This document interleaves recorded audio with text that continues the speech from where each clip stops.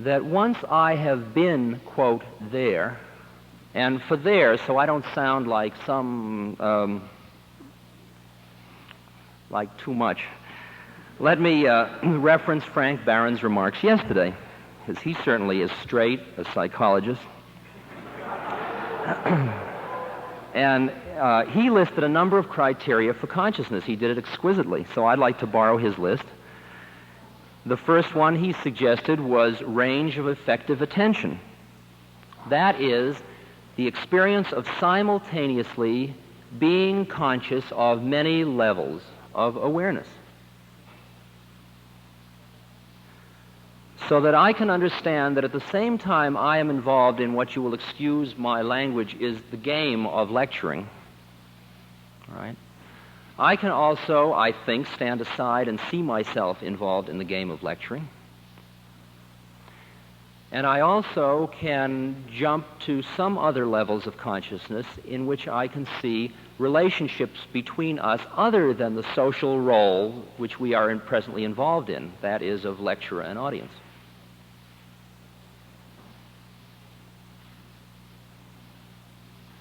And at times I even realize that we are all slowed down light.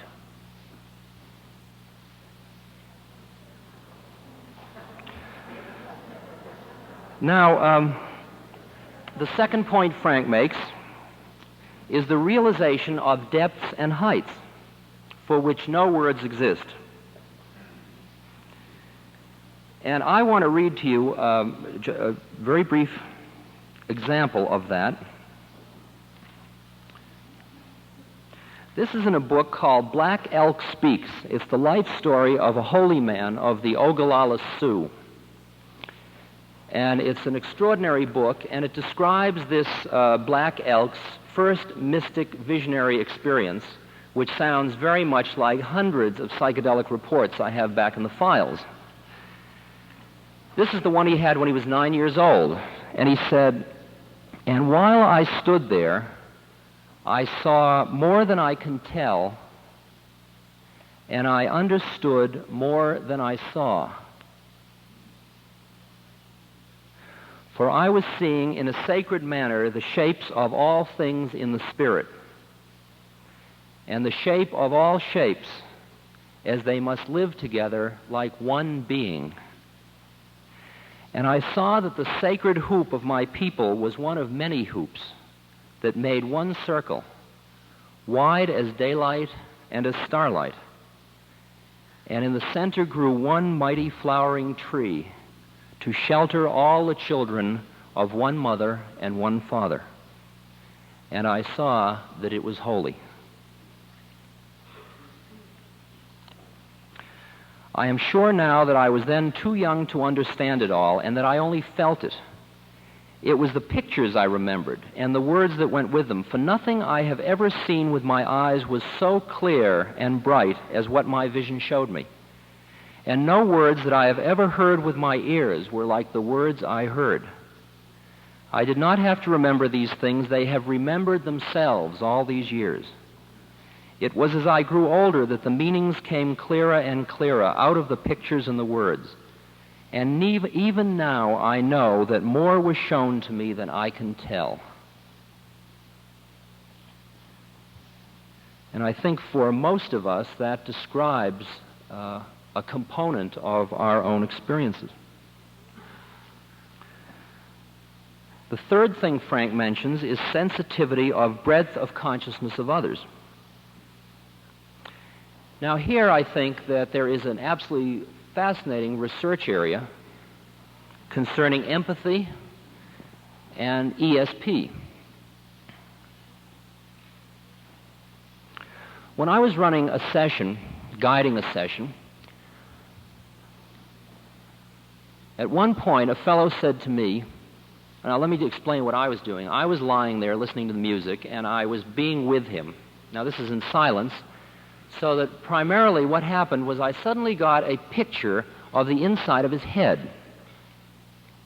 And it looked like caves, and there were waterfalls, and it was dark and mysterious and jungly. And I was in the midst of this, and suddenly he turned to me and he said, "Are you inside my head?" Right? Now, I put that away because those are the kind of things you don't like to think about. And about a week later, I was guiding a session for a political science professor at Harvard. And this time I got another visual image, and I was in a French cathedral, very stately, kind of cold, formal. And while I was walking with my footsteps echoing down the halls of this cathedral, he turned to me and he said, "I have the strangest feeling that you're inside my head." That's the way chance works. At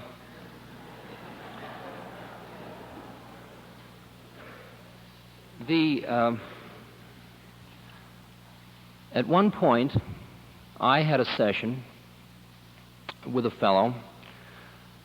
We took 700 micrograms in the middle of a day, sitting in two upright chairs facing one another in an empty room.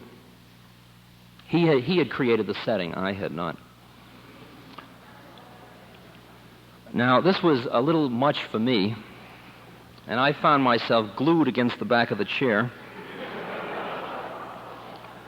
while he danced about me, playing the horn, whispering in my ear, showing me beautiful jewels, putting on strange hats.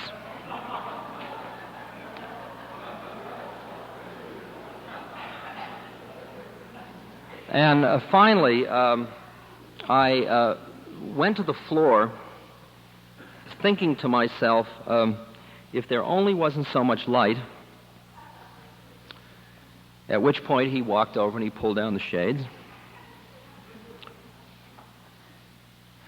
So I thought about that, and I figured, well, that's silly. That's just chance. But what I need is about 10 minutes rest. I thought that, and he said, oh, take 20 or 30.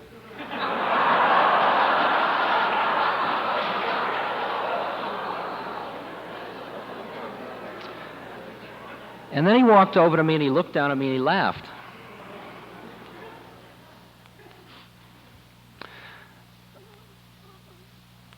Now, it strikes me that if you read the many reports of ESP experiences that are available, that most of the experiences involve two minds that were working very much in parallel. Mother and child, husband and wife, two intimate friends. And that when you use an experimenter and a subject who hardly know each other at all, you often don't get much better than chance. Although J.B. Rhine has worked hard to show some slight statistical gain.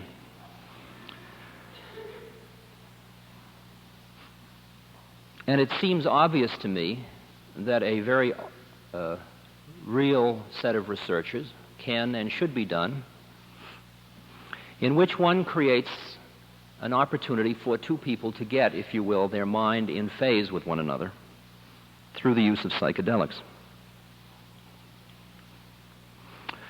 Finally, the fourth category that Frank mentions is ability to observe and yet not observe the subject-object distinction. That is, to experience the feeling we are all one at the same time as maintaining the distinctions that exist among us.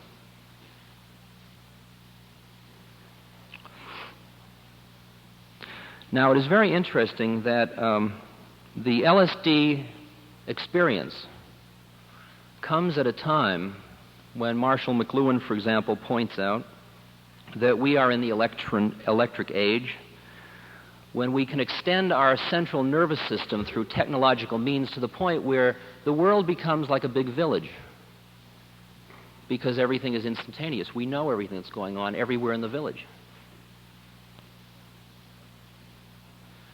And Buckminster Fuller tells us that it's gotten to the point now where if we all collaborated, there could be enough for everybody. And then we have these psychedelic experiences in which we experience unity and we seek collaborative relationships.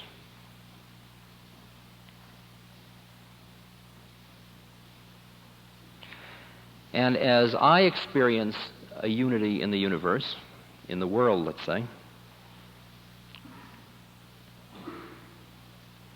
I find it very desirable to make it all subject.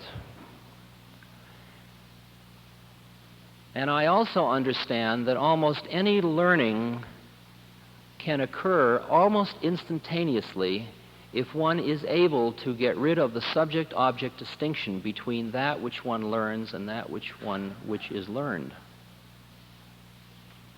And you have all had that experience of one trial learning under conditions where you were really, quote, turned on to the thing you were learning.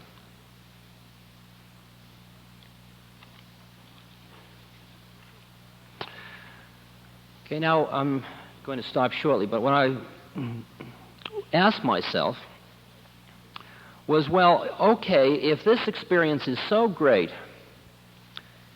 how could I stay high all the time? I could put it in a little more serious vein, say, how could I stay in a state of ecstasis, that is, a fluid cognitive state? How could I be fully conscious all the time? Well, it's very tempting to figure if you just keep using enough LSD, it'll do it. So we got 5 of us together, and we went into a house, and we decided to stay high forever. Now, in order to do this, we had to take 400 micrograms every 4 hours, or 2,000 micrograms a day. And we carried this experiment out roughly in more or less formal fashion, but continuing on the dosage for 3 weeks. Now, it's very interesting about that experiment, first of all, that I'm here to tell about it.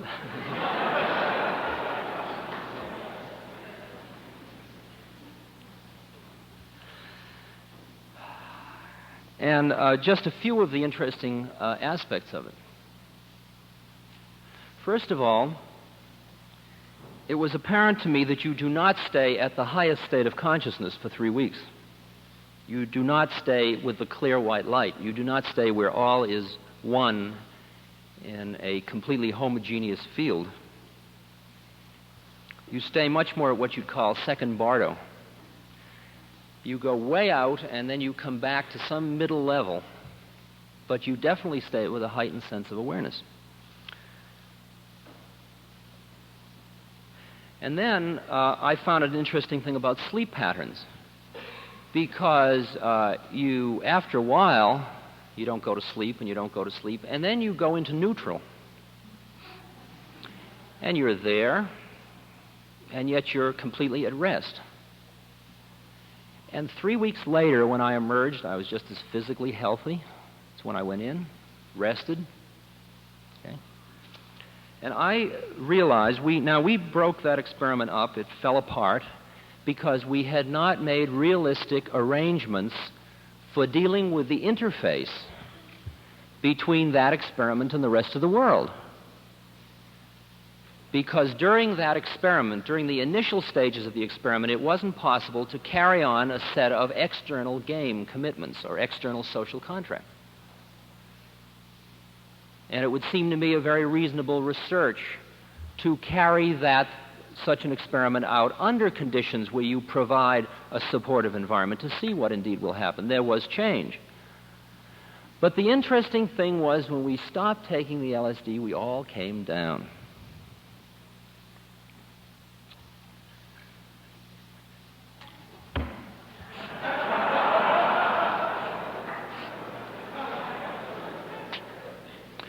Well, in the past few years, knowing that the government might get some controls on, and also in an attempt to find other ways that one could build into one's life, I've been involved with a macrobiotic diet at some length, with karate at some length, a student of Gurdjieff, of Meir Baba, been involved in dance groups, have been involved in meditation and breathing exercises. Once I had had one psychedelic experience, all these other things worked. Because once you have been one time outside of yourself, and you know where that place is, it's the easiest thing in the world to get back there. And then I started to understand that it was going to be the way in which we created our environment or setting that was going to determine whether we could stay fully conscious all of the time. Because obviously LSD wasn't going to do it. As I understood LSD now, all it did was show you the possibility or remind you of the possibility, but you still had to do the things in your everyday life to make it all work. See, it's a very interesting thing that the Easterner spends 10, 12 years turning off all of his attachments, getting free of all of his commitments, going to the mountaintop, meditating, eating nettle soup, living through snow and sleet and rain, and finally he experiences enlightenment, maybe, if he's 1 in 10. 1 in 10 after 12 years commitment. Very poor probabilities. But once he's made it, then he can probably retain that heightened sense of integrity with the whole universe because he doesn't have any environment that's going to bring him down. He doesn't go back into a network of habits that are going to catch him back up again. The Westerner doesn't have time. He's not going to go sit in the mountaintop for 12 years in a 1 in 10 chance. Right? But there is a help for him, because along come psychedelics mysteriously, just as he's about to blow himself to oblivion. And here now with DMT, we can assure a businessman that during his lunch hour he can have a totally...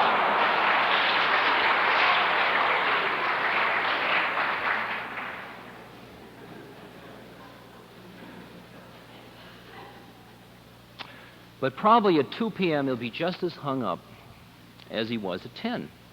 With a memory in addition, the memory of what that openness was like.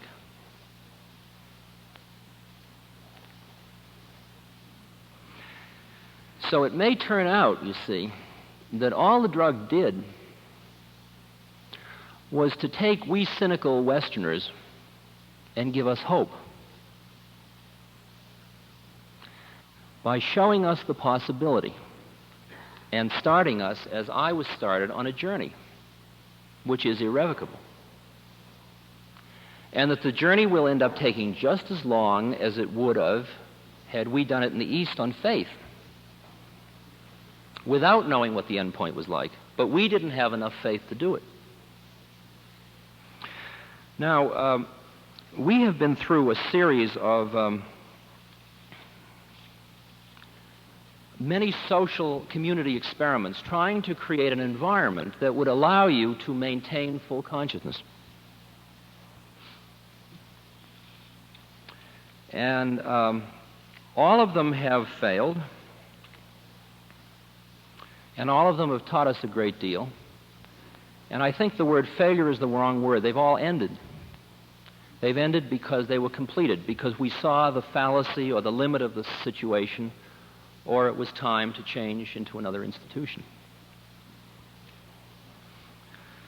But out of it all, I have come up with some basic rules, I feel, that are reasonable for entering into a community game designed to provide an environment for you to have maximum consciousness.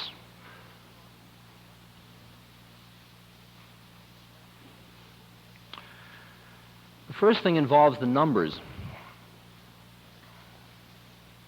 While I think that the acid tests are great for a fleeting moment for many people, large groups provide many nooks and crannies for egos to hide in. At the other end of that continuum, the number 1 is a very risky number to work with, Because it appears very easy for you to get caught in your own defenses and be unable, if you will, to up-level them or see through them or get beyond them. Gurdjieff, the Russian philosopher, puts it very well. He says, you don't realize your predicament. You're all in prison. Prisons of your mind, of your learned mind. Were you to escape, the first thing you must realize is that you're in prison.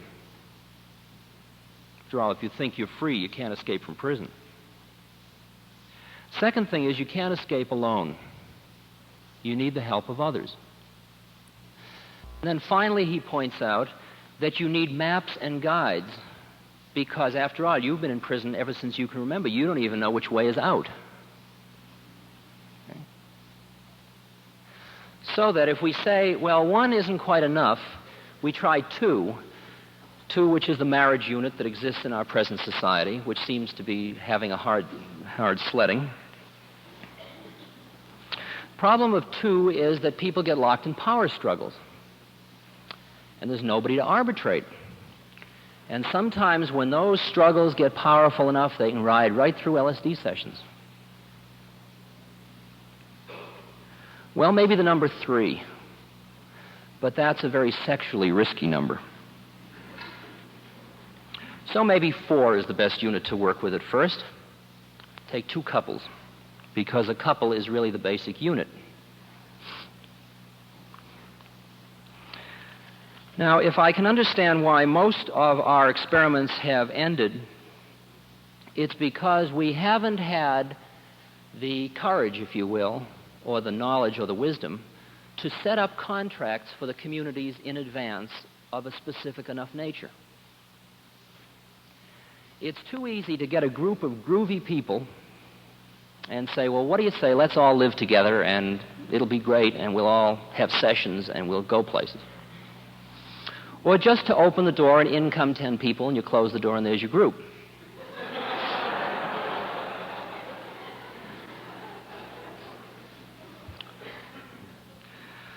So there is some kind of contract because these kinds of groups often end up in somebody saying, well, look, that isn't what I'm here for. Right? So it's better to set it out in front. So in front, it is agreed that we are a group on a journey together.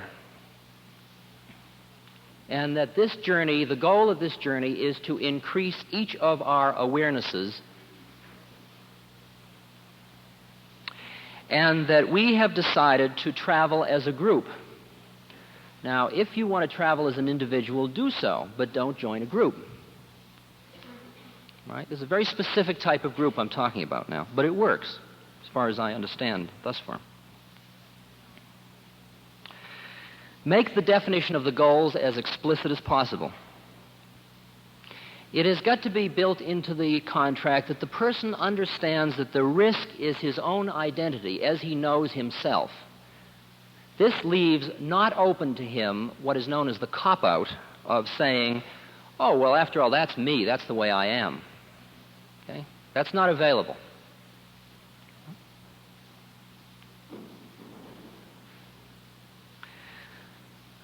The next thing is that for the first period of time after the group is formed, it can do little other than primarily deal with its own unfolding. And every participant must be ready for total confrontation at all times. That is, there is no place to hide. Can't get up cranky in the morning and say, leave me alone, I'm cranky. Can't go into the bathroom and close the door and say, well, I'll be in here and I'll think hateful thoughts while they're not around. It is a constant 24-hour commitment to being with the other members of this group, and the contract reads, I define, to the extent that I am capable, my basic reference group as the group rather than myself, the individual.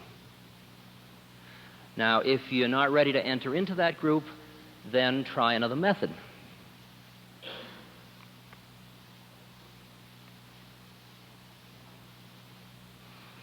Now, the next point is that the contract must demand complete honesty at all times. And trust to the extent that you are able. Now, honesty and trust mean something different than to people that have been in psychedelic experiences or have been in frightening experiences with others than it does to other people. Very often you're going to have a session with somebody and you say, well, now, it's important that you trust me and that you be honest with me. The person says, oh, I'm honest, I trust you. And you start the session, and suddenly the person looks at you, and you know from the look in his face that smoke is coming out of your nose, your ears have gotten points on them, you're breathing fire, and you say, I bet I look pretty awful, which is an understatement, and he's quivering from you.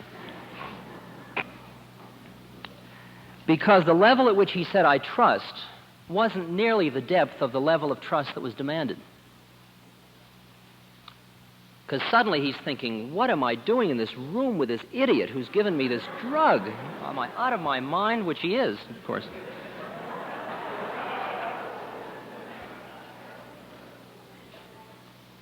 And very often people have returned from psychedelic sessions. Well, the one thing I certainly learned was how much I didn't trust anybody, and that's why it was so hellish.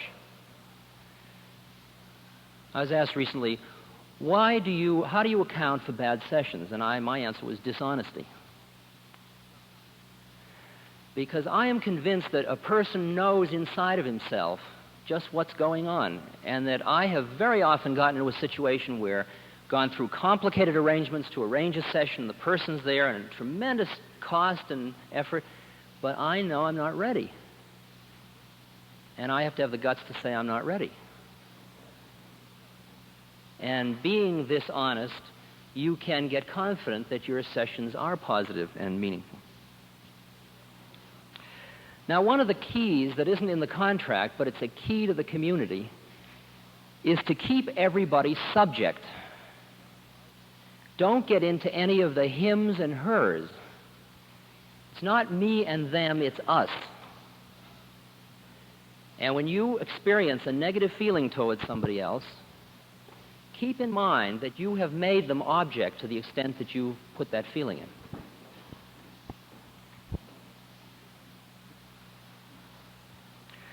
Next, the community should go as fast as the fastest person, not as fast as the slowest person, because the person that's made the most progress can bring anybody else there very quickly.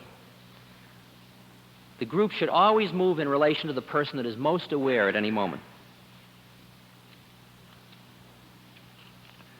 Briefly, as far as environment is concerned, cut down on external stimuli. Desirable to get away from a high-energy center, a city. Get away from all of the complex social vibrations that exist in present cities, if you have an option. No TV. Cut down on newspapers to once a week if you... That's enough news. It'll all be there.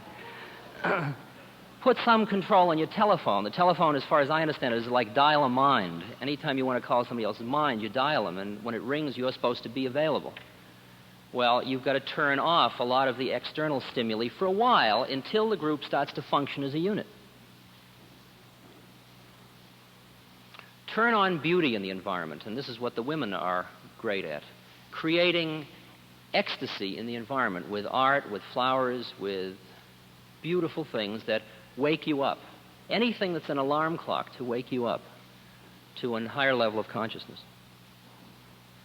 Meditative moments and a meditative place in the house, whether it's a meditation room or a separate meditation house, or in Mexico we had a meditation tower, or whether it's a nook in a wall that you go and look into, some place that isn't involved with the economics and the external games that the group is involved in.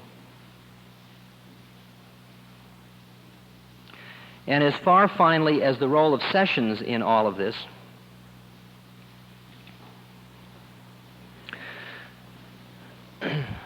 I now understand the experiment we went through this winter. We got to the point where it was happening so fast for the four of us that we didn't have time to take LSD.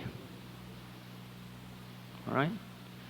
In other words, we all knew what the possibility was. We had all seen each other as all human beings. We had all experienced the unitive moment with one another.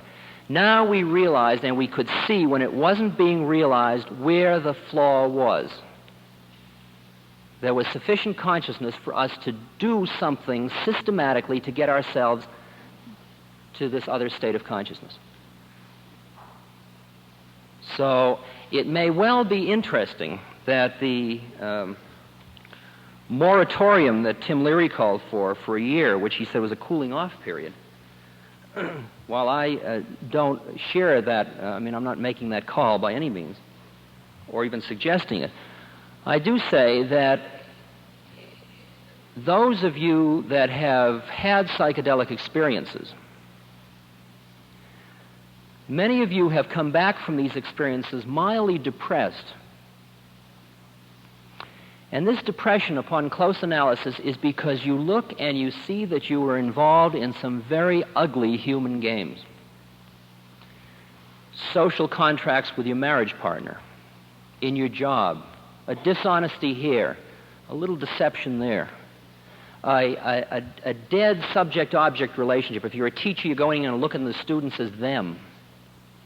Right? There's some point in your life that you see, and it's not how it could be. Now, I understand that the LSD experience, just taken once, starts this whole process. And what fascinates me is even the people who have taken LSD and have been backing out of the room from almost the moment they took it. Very nice session, very nice, thank you very much.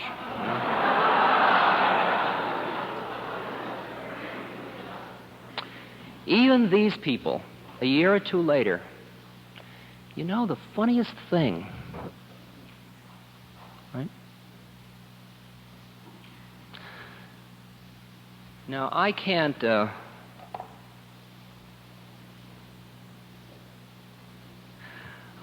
really predict all of the things that will happen as far as the psychedelic world is concerned next.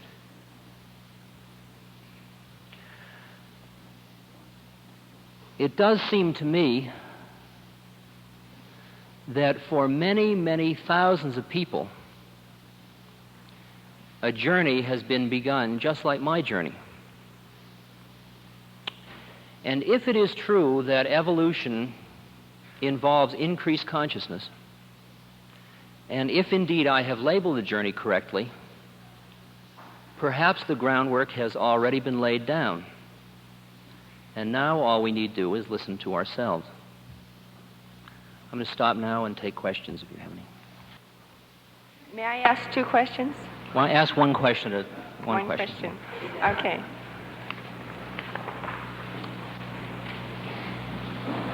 Now, you've seen this, Baba's views on drugs. Yes, I have.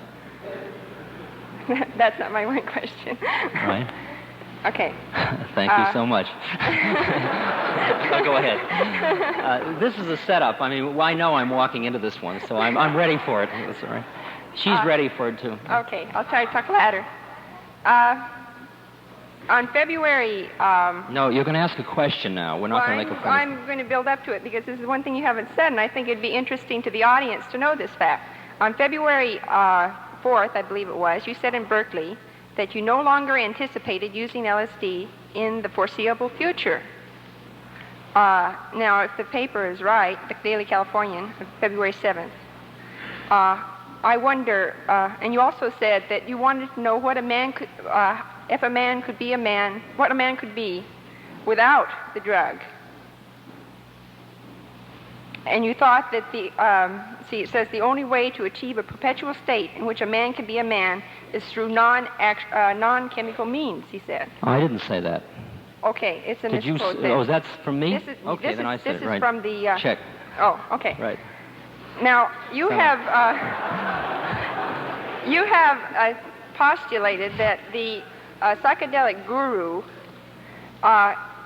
can be a safe guarantee of a good trip, of a spiritually enlightening trip. And I would ask you, in view of Baba's statement that only a person on the fifth plane, and most of us are not even on the planes, let alone standing in any relation to the inner planes of consciousness, only a person on the fifth plane can safely, without harm to himself or harm to the person that he is supposedly helping, do any good whatsoever in a spiritual way. Would you ask your question, please? I want to know what you think of this statement. Okay. Do you think you are helping people when you are being a psychedelic guru? Do you think that you are not harming your One own question. spiritual progress? Thank you, Paula.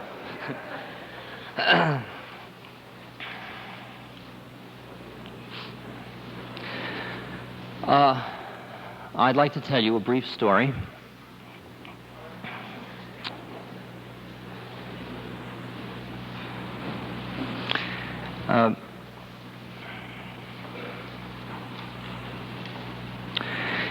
One of the things one does as one works with psychedelic chemicals is one continually looks for maps and charts to help you understand more of what you're experiencing. Now, in the course of our searches, a number of us independently have come across the works of an Eastern mystic by the name of Meir Baba. And I found when I read his works, called Listen Humanity, God Speaks, so on, which are available from Sufism Reoriented on Sutter Street, I found that these were most in tune with my own psychedelic experiences. That his descriptions of other levels of consciousness fit in almost identically with my own experiences.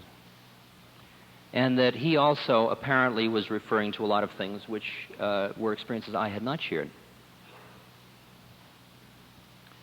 And so I used his books as manuals and sessions. And then, from an old graduate assistant of mine, I got a message that Meir Baba had met a young fellow in India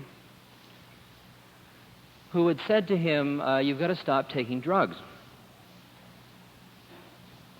And I said what most people say under these circumstances. Well, he told that young fellow, he didn't tell me. Then came the second message from India, which was telling the young fellow to tell everybody. So I was quite bothered by this, so I wrote this man a letter. Now, not meaning to say anything inappropriate, this man is an avatar who says, in effect, I am God in human form, and it's very difficult to write a letter to such a person. But I wrote as honest a letter as I could, and I explained to him what I was doing and how I was using the psychedelics. And he wrote back, or his secretary wrote back, one of the most sophisticated letters concerning drugs I had ever received, in which he said, in effect, the experiences you're having are illusory. They are no more like true transcendence than a mirage is like water.